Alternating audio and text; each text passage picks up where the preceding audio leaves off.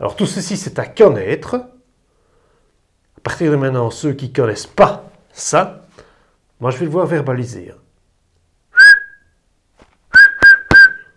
Aujourd'hui, nous allons travailler le radian. En fait, le radian, c'est quelque chose qu'on ne sait pas éviter pour, après, tracer la fonction de référence sinus x, cosinus x et tangente x. C'est ça qu'on va faire aujourd'hui. Donc, vous avez tous été en primaire, vous avez tous réussi votre CEB, vous avez tous calculé déjà en primaire le périmètre d'un cercle, donc tout le contour, combien est-ce que ça valait.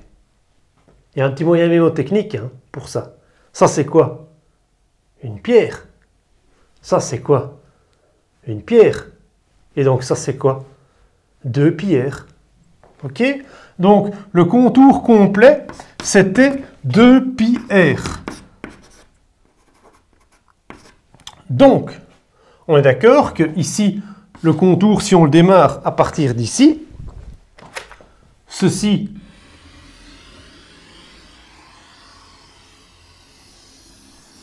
c'est tout le contour de mon cercle, c'est 2 pi fois r. D'accord? Donc, c'est 6,28 fois le rayon. Si maintenant vous faites un arc de cercle qui ferait uniquement un demi-tour, vous auriez pi fois r. Vous auriez ça divisé par 2. Donc vous auriez 3,14 fois le rayon. Si vous faites un quart de tour, eh bien vous aurez 2 pi r sur 4. Donc quand vous simplifiez, vous aurez pi demi fois le rayon. Et ici vous auriez un 3 quarts de tour. Et 3 quarts de tour, si vous démarrez de là, ça vous fera ici 3 pi demi fois le rayon. Ok? Alors, en fait, depuis que vous êtes tout petit en mathématiques, vous tracez, en fait, vous faites des mathématiques, vous êtes tout le temps en train de dire « Ah tiens, lui, il est 2 fois plus grand que moi. Lui, il est 3 fois plus grand. Lui, il a des pieds 2 fois plus grands. » Donc, si on dit il a des pieds 3 fois plus grands, vous preniez votre pied et vous aviez ici un pied, 2 pieds, 3 pieds, 4, hop, et donc vous faisiez 1, 2, 3, ça c'était 3 fois plus grand que ça. Donc en fait, depuis toujours, vous faites toujours des rapports de longueur. Tandis que quand vous étiez en primaire ici, vous mesuriez des degrés. Mais ici, on va s'intéresser aux longueurs. Parce qu'avec les degrés, c'est juste un instrument de mesure, mais on ne sait pas faire des rapports de longueur. Est-ce que vous pourriez me représenter un degré? Le représenter? Non, c'est compliqué. Par contre, en maths, je vous dis, vous n'avez qu'à simplement tracer une droite. Vous tracez une droite, hop, et puis une fois que vous avez une droite, même pas besoin de feuille quadrillée, rien du tout. Vous avez votre compas, et vous pouvez tout simplement, hop, pointe sèche compas, 1. Donc ça c'était 1, 2, 3, 4. Ah ok, ça c'est 4 fois plus grand que ça. Et donc vous avez toujours une référence, comme on appelle un étalon, une référence. D'accord? Donc ici, on va essayer de trouver aussi une référence qui pourrait, pour qu'on puisse être en rapport de longueur et plus sur des degrés. Parce que pour fabriquer une fonction, on a besoin de rapports de longueur. Eh bien, ce que les mathématiciens ont trouvé, ont créé en fait, c'est ils ont fait ici un angle, qu'on va dire environ ici, comme ça, et ils ont trouvé un arc de cercle, donc ça c'est mon arc de cercle, juste ici, et ils ont dit, on va inventer une unité, comme 1, d'accord? On va inventer que ceci c'est notre rayon, et on va créer un arc qui a la même distance que le rayon, d'accord? Donc, en gros, ceci, voilà, ça c'est mon rayon, et là j'ai trouvé un arc qui a la même taille que mon rayon. C'est génial, parce que regardez, ceci c'est mon rayon, ça a la même longueur que mon rayon. Donc, si je veux en fait faire ce rapport de longueur, donc ce rapport de longueur, ce sera la longueur de l'arc sur le rayon. Mais ici, cette longueur de l'arc, ça vaudra le rayon sur le rayon, rayon sur rayon. On peut simplifier, ça vous fait 1. Et donc ici, on a trouvé 1 radian. Donc ceci, c'est 1 radian. Et voilà notre référence de départ pour dire, tiens, à partir de ceci, qui est 1 radian, ben tiens, ici j'ai 2 radians. Hop, ça c'est mon 2 radians. Ceci, c'est 2 fois plus long que celui-là. Tiens, ici, j'ai mon 3 radians. Ah, tiens, là, j'ai mon 3,14. Alors là, on est dans le demi-tour. Un demi-tour. Un demi-tour. On était d'accord que c'était pi fois le rayon. Donc, la longueur de l'arc, tac, c'est pi fois le rayon. Mais ils ont inventé, je vous dis, un truc génial, qui est l'unité du radian, où on divise la longueur d'arc par le rayon. Et donc, on divise par le rayon, et hop, hop, le rayon tombe. Donc ici, on n'a plus que pi. Donc, on peut dire tout ceci, je peux enlever mon rayon. Tout ceci, c'est 3,14, c'est pi. Donc, 1 fois, 2 fois, 3 fois, 3,14 fois. Ici, 4 fois, 5 fois, 6 fois. OK? 5, 6, là on est 6,28 fois. Et même chose, un tour complet, un tour complet, on est d'accord que c'était 2 pi fois le rayon. Mais ici, chaque fois, on a inventé le radian, qui est une unité où on divise la longueur d'arc, tout le périmètre, sur le rayon. Et donc, les rayons tombent. Et donc, j'ai plus que 2 pi, j'ai plus que 6,28. D'accord? Et cette unité du radian, elle est géniale parce qu'il n'y a même pas d'unité, en fait. Il n'y a pas d'unité. C'est un rapport de longueur, une longueur sur une longueur. Donc, c'est 2 fois, 3 fois, 4 fois, une demi-fois. Ça, c'est le radian. Donc, ceci, c'est 1 radian. C'est un angle dont l'arc est égal au rayon. OK? Ça, c'est un angle de 1 radian. Alors, pourriez-vous demander, tiens, un radian, finalement, ça vaut plus ou moins combien de degrés? Comment vous savez qu'il fallait mettre là? Oui, j'ai ici mon repère, mais un radian, bon, ben on peut très bien être d'accord que si on réfléchit en longueur d'arc, hein, donc en longueur d'arc, et qu'à côté, on réfléchirait en angle, hein, pour voir à quoi ça correspond, eh bien, une longueur d'arc de 2 pi r, par exemple,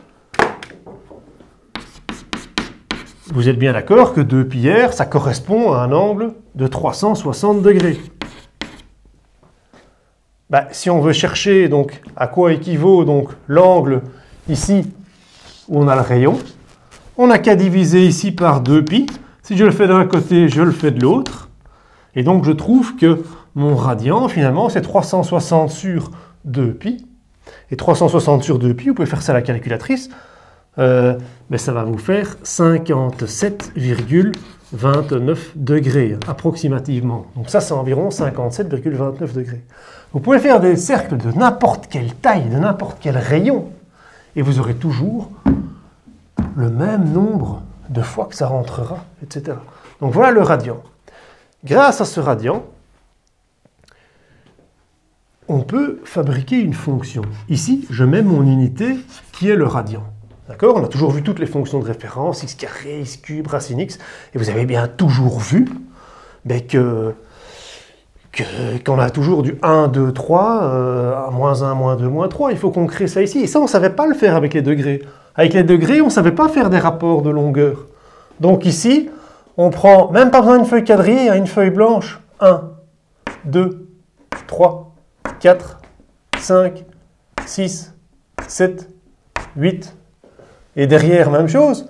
Moins 1, moins 2, moins 3, moins 4, moins 5. OK? Oui, je vois déjà qu'il y a quelqu'un qui a une question là dans le fond.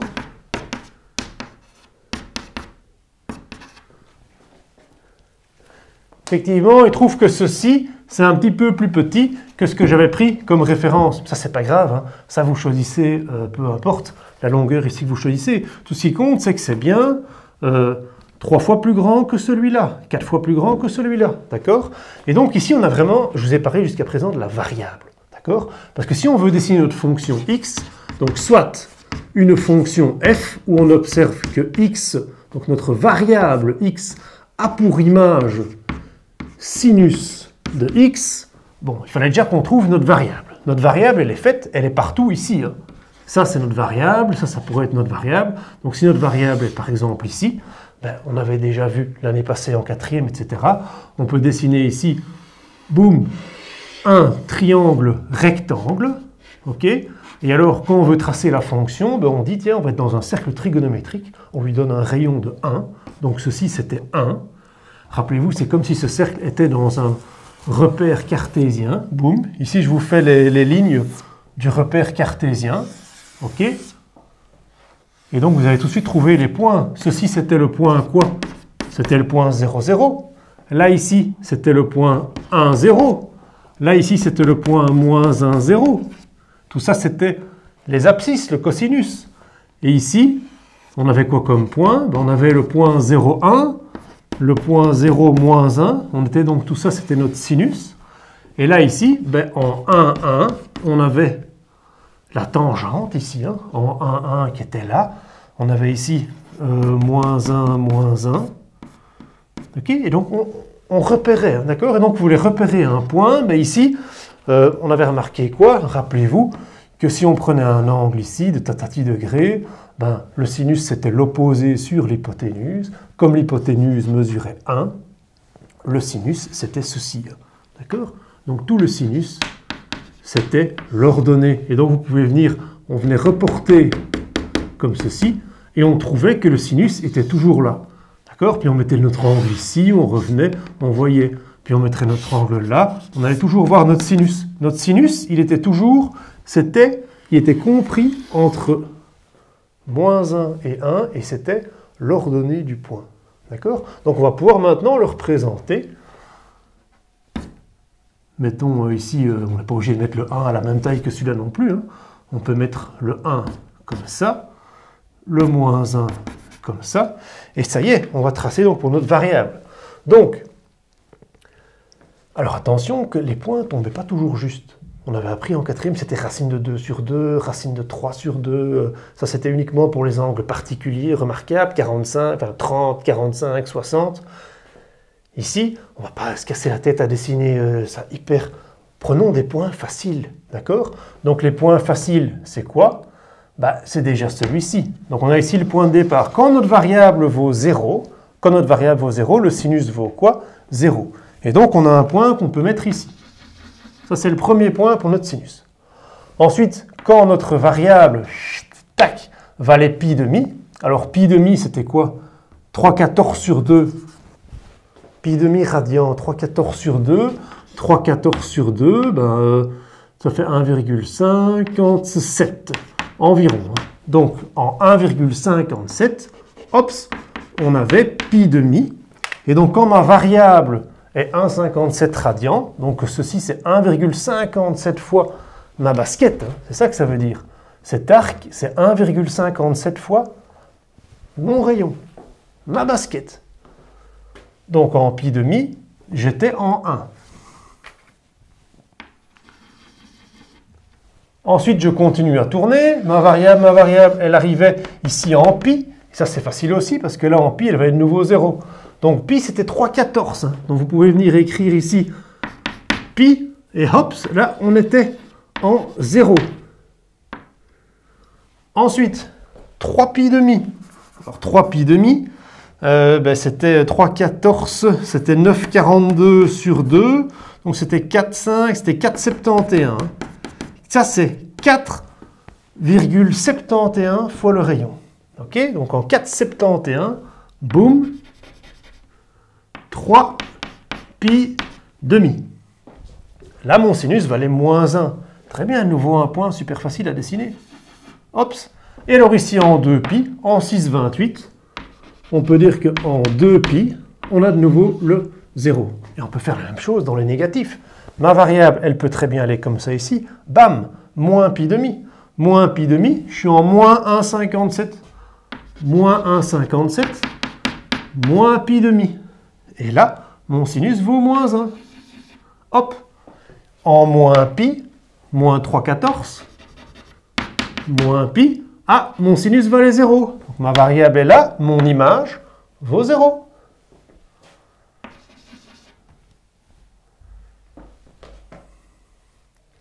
Donc, je peux relier tout ça.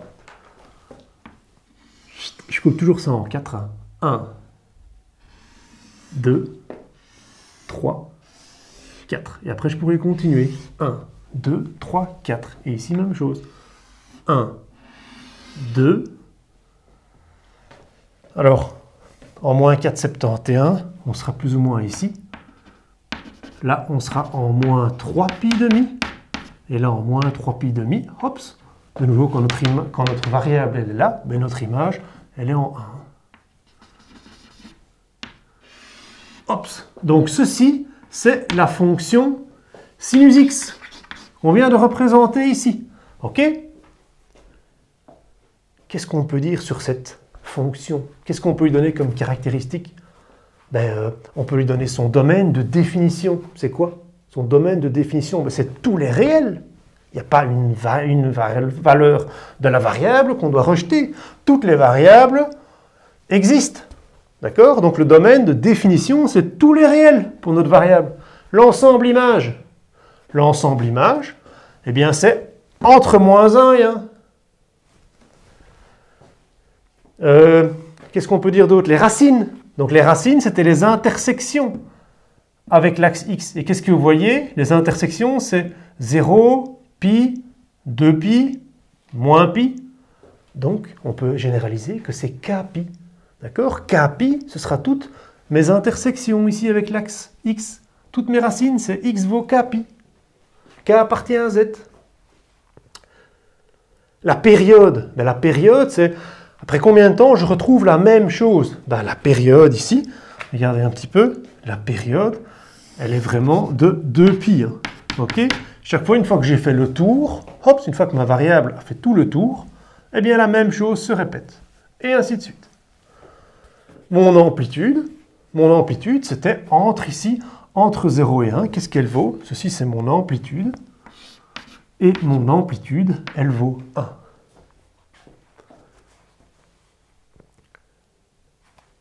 On ne va pas s'arrêter à dessiner la fonction de référence sinus x, on va également dessiner la fonction de référence cosinus x.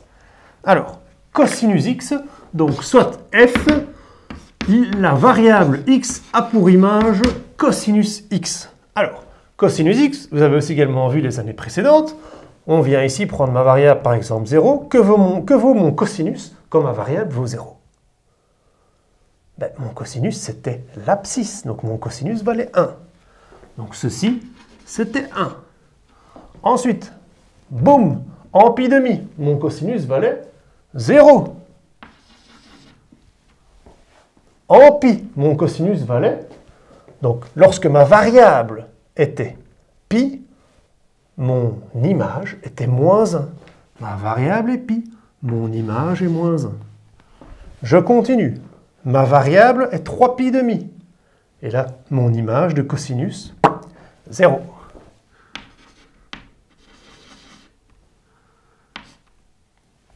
Je continue à tourner. Si ma variable vaut 2pi, mon cosinus valait 1. 2pi, si ma variable valait 2pi, mon image valait 1. Je peux tourner à l'envers aussi. Boum, si je descends de moins pi demi, mon cosinus, il vaut quoi ici? Il vaut 0. Je peux continuer. En moins pi, mon cosinus valait quoi? Moins 1.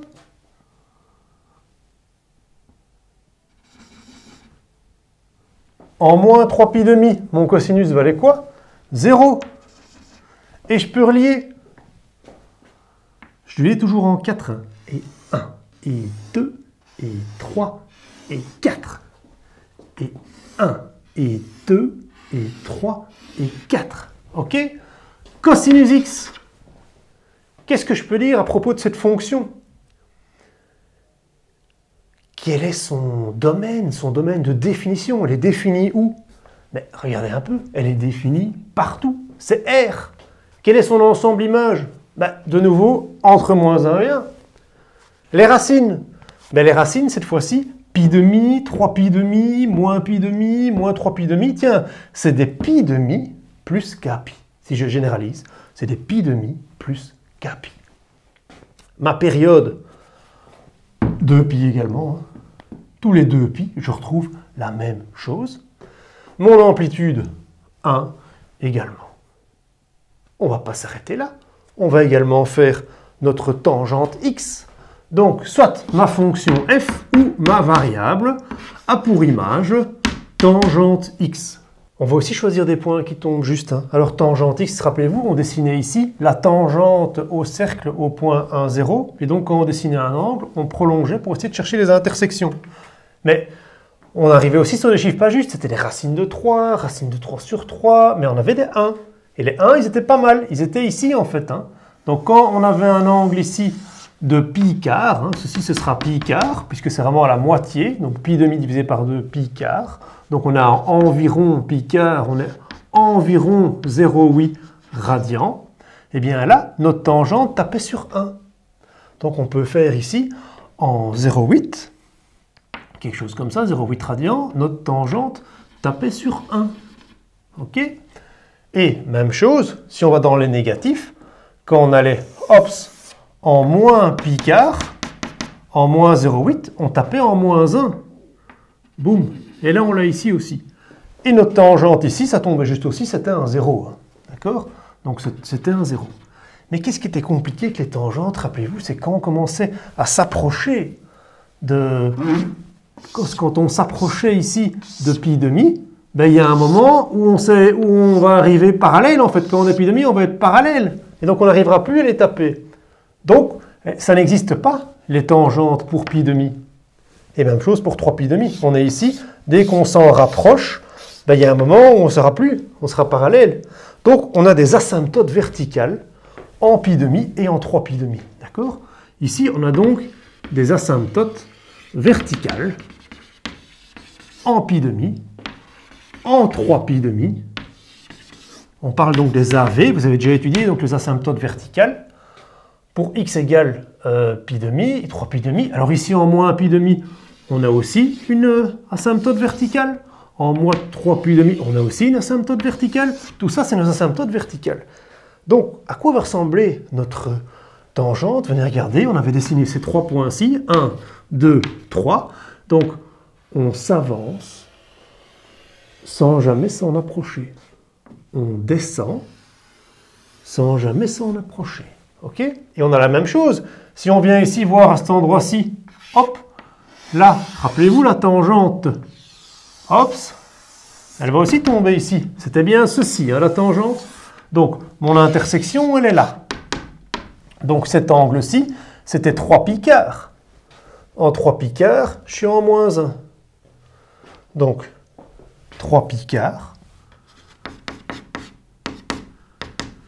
3 pi quart, ben, c'est 9,42 divisé par 4, on est en 2 quelque chose. Donc, on est en 2 quelque chose. En 2 ici, et là, hop, on est en moins 1. OK? En pi, eh bien, mon intersection, ça donnait 0. Et ici, hop, pour mon 5 pi quart, hop, j'allais également taper en 1. Ça, c'était mon 5 pi quart.